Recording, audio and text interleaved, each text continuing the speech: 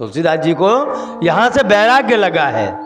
आजकल के वैराग्य की बात नहीं कर रहा हूँ मैं, संसानीय वैराग्य होता है। अगर घर में थोड़ा झगड़ा भी हो जाए पति पत्नी में तो क्या शब्द निकलेंगे, मुझे नहीं रहना है, मैं तो निकल जाऊंगा, कहीं भी भीख मांग के खा लूंगा, अरे वृंदावन में भजन करूंगा, आराम से खा लूंगा, अयोध्या जाऊंगा, भगवान के चरण में पड़ा रहूंगा, खा लूंगा। और सुबह होती है, अधिकतर लोग तो भूल जाते हैं रात की लड़ाई को, रात को क्या बोला था, और जो थोड़े बहुत याद रखते हैं वह सूटकेस पैक करना चालू करते हैं, स्वयं के सूटकेस को पैक करना चालू करते हैं। तब उसकी पत्नी पूछती है कि ये क्या कर रहे हो, कि मैं जा रहा हूँ घर बार छोड़ के भगवान के प्रभु का भजन करने के लिए। तब उसकी पत्नी कहती है अगर भगवान का भजन ही करना है तो वहाँ इस पैकिंग की ज़रूरत कहाँ है, धन संपत्ति की ज़रूरत कहाँ है, इससे अच्छा यहीं रहो क्योंकि तुमसे माया छूटेगी नहीं। उसे कहते हैं संसानीय वैराग्य। अगर किसी का शरीर पूरा हो गया है और जब हम शमशान लेकर के जाते हैं और शमशान में जैसे ही उसकी चिता को अग्नि दी जाती है तो वहाँ बैठे बैठे शमशानीय वैराग्य उत्पन्न होता है कि मनुष्य क्या लेकर के आया था और क्या लेके चला गया। आज देखो ये 5 तत्व का शरीर है, माटी का शरीर है, माटी में मिल जाएगा। बेचारा आया और क्या लेके जा रहा है, कुछ भी लेके आया नहीं तो कुछ भी लेके जाएगा नहीं। इतना बात करते करते पड़ोसी से कहना बीड़ी पड़ी है क्या, जब तक वह शरीर जलेगा नहीं तब तक वैराग्य की बातें होती हैं। और जैसे ही आकर के स्नान करते हैं, घर के अंदर प्रवेश करते हैं, वह वैराग्य गायब हो जाता है, फिर से माया में लग जाते हैं। लेकिन आज तुलसीदास जी को संपूर्ण वैराग्य लग चुका है। उसकी पत्नी के वचन उसको संपूर्ण वैराग्य दे चुके हैं। उसी क्षण उसने घर त्याग दिया, भगवान के भजन के लिए निकल गए। इधर अगर किसी की पत्नी कुछ कड़वे वचन बोल दे तो सुना नहीं जाता और छोड़ा भी नहीं जाता, कैसा दुर्भाग्य। अब तो तुलसीदास जी काशी में आ गए और वहाँ पर नित्य नियम कर्मकांड करें, भगवान का भजन करें, कथा वार्ताएं करें, भगवान की कथा वार्ताएं सुनते रहें, सुनाते रहें, लेकिन भगवान की प्राप्ति होती नहीं। नित्य नियम एक ऐसा है, कथा एक ऐसी भी आती है कि जब तुलसीदास जी सुबह सुबह सोच के लिए जाए, सोच करने के लिए जब जाते थे और जो सोच के बाद में जो उसके लोटा के अंदर थोड़ा सा जल बच जाता नित्य नियम करने के बाद, वह जल ला करके एक बबूल का पेड़ वहाँ पड़ता था। तुलसीदास जी को लगता कि इसको कौन पानी पिलाता होगा। वहाँ से निकलते निकलते वह लोटा उसके ऊपर डाल देते, पानी पिला देते थे। एक समय ऐसा हुआ कि उस पेड़ पर एक पितृ रहता था और उसने प्रकट होकर के कहा कि बाबा मैं प्रसन्न हूँ आपसे, कुछ वरदान मांगिए। तुलसीदास जी ने कहा मुझसे प्रसन्न हो, मुझे कुछ नहीं चाहिए भाई। लेकिन पितृ ने कहा आज तो मुझे कुछ ना कुछ वरदान तो देना ही होगा, आप मांगो, जो मांगना है मैं आपकी इच्छा पूर्ण करूंगा।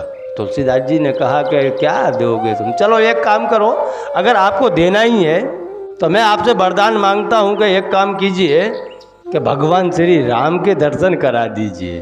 पितृ ने बोला कि ये काम मैं नहीं करा सकता, अगर मेरे अंदर इतनी ताकत होती कि मैं भगवान श्री राम के दर्शन करा सकता हूँ, मैं भगवान राम के दर्शन करा सकता था तो स्वयं का मोक्ष ना करा लेता, तो मुझे इस पेड़ पे रहने की जरूरत क्या थी, और कुछ मांगो। तुलसीदास जी ने कहा जब तू दे ही नहीं सकता तो तुझसे मांगे क्या, अब तेरी ताकत ही नहीं है देने की और कह रहा है कि मांगो मांगो, क्या मांगो, मुझे कुछ नहीं चाहिए। तब उस पितृ ने कहा अगर मैं भगवान का दर्शन तो नहीं करा सकता, लेकिन मैं आपको एक बात बता सकता हूँ जिसके कारण से भगवान के दर्शन हो सकते हैं। तुलसीदास जी ने कहा कि बताओ, वो रास्ता भी बताओ।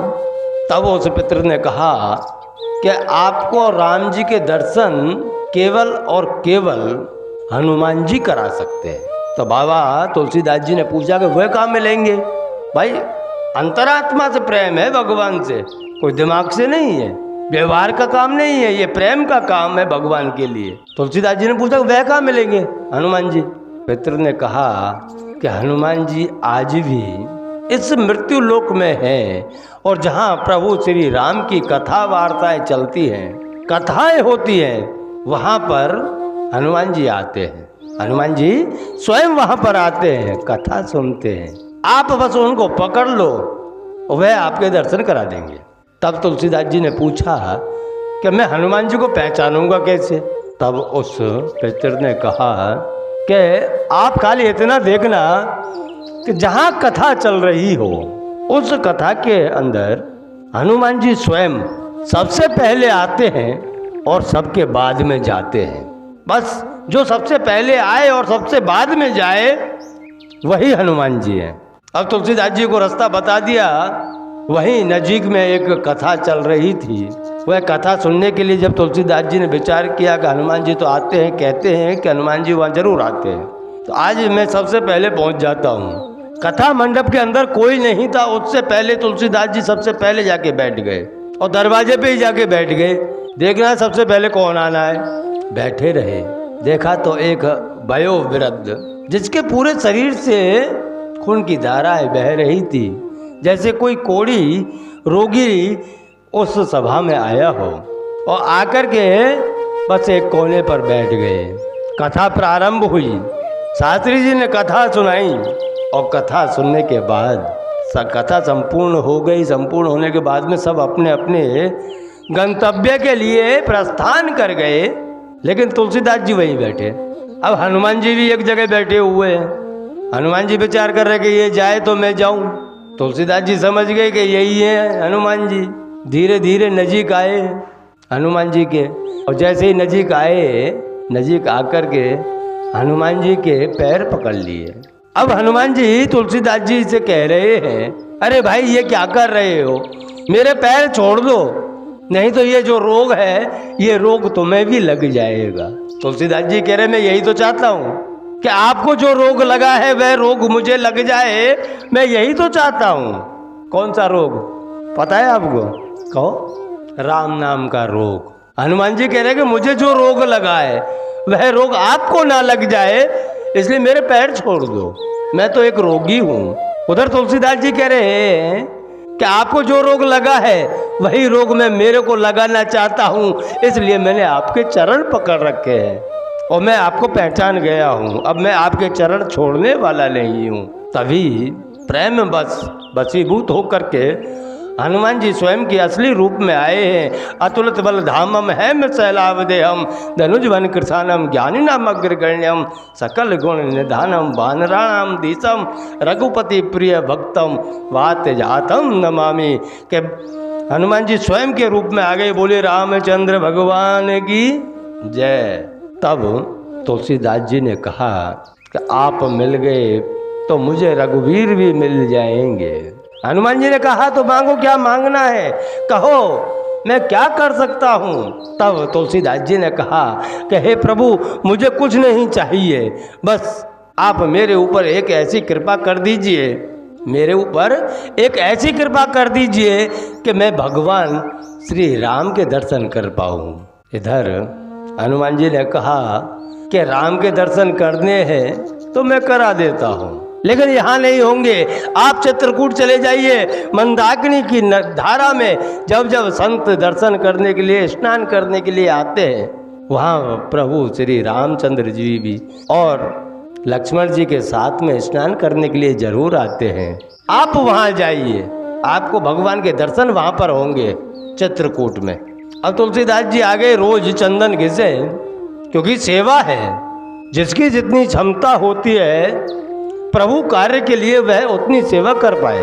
तुलसीदास जी के पास में और तो कुछ था नहीं, बस एक ही काम ले लिया कि जब जब संत आएंगे उनकी सेवा करूंगा। हनुमान जी ने कहा है कि संतों की सेवा करो, आप संतों की सेवा करो, भगवान आपका दर्शन देंगे।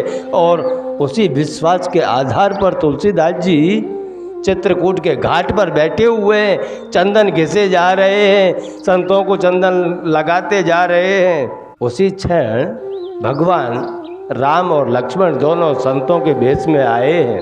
वो आकर के तुलसीदास जी से कहा है, बाबा हमको चंदन लगा दो। अब तुलसीदास जी ने पूछा, आप कौन हो? क्योंकि जो भी संत आते हैं उनसे वे पूछते। तुलसीदास जी ने पूछा कि आप कौन हो? मेरे प्रभु श्री राम हो। एक तो मर्यादा पुरुषोत्तम राम, जो कभी झूठ बोलते नहीं।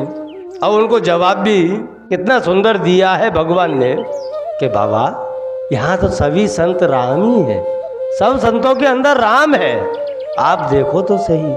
लेकिन बाबा नीचे घिस करके ऊपर मुंह उठा करके देखा ही नहीं है। तुलसीदास जी ने सर उठा करके देखा नहीं है, बस चंदन घिसे जा रहे हैं। और भगवान राम वहाँ तुलसीदास जी से कह रहे हैं कि जितने संत हैं सबके अंदर राम ही है, उनको कहाँ ढूंढना है। लेकिन तुलसीदास जी यही विचार कर रहे हैं कि नहीं, मुझे बताओ आप कौन हो। अगर सबके अंदर राम है तो आप लगा लो चंदन, ये कटोरी में पड़ी हुई है, मैं तो घिस रहा हूँ, मेरा काम कर रहा हूँ। अब हनुमान जी विचार कर रहे हैं कि बाबा बड़ा भोला है, सिर उठा करके देखेगा नहीं कि भगवान श्री राम आ चुके हैं। तब हनुमान जी ने कहा, जो सबको पता है वह चौपाई सबको पता है। तब उसी क्षण हनुमान जी बोले हैं कि चित्रकूट के घाट पर भई संतन की भीड़, तुलसीदास चंदन घिसे तिलक करे रघुवीर। कि बाबा तुम जरा मुंह उठा करके तो देखो, आपके सामने रघुवीर तिलक कर रहे हैं और आप चंदन घिसने में लगे हुए हो।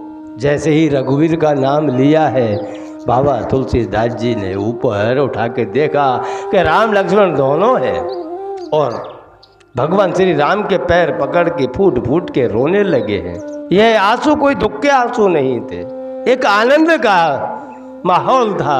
भगवान ने आज दर्शन दिए, मेरा जीवन धन्य हो गया। बोलिए रामचंद्र भगवान की जय।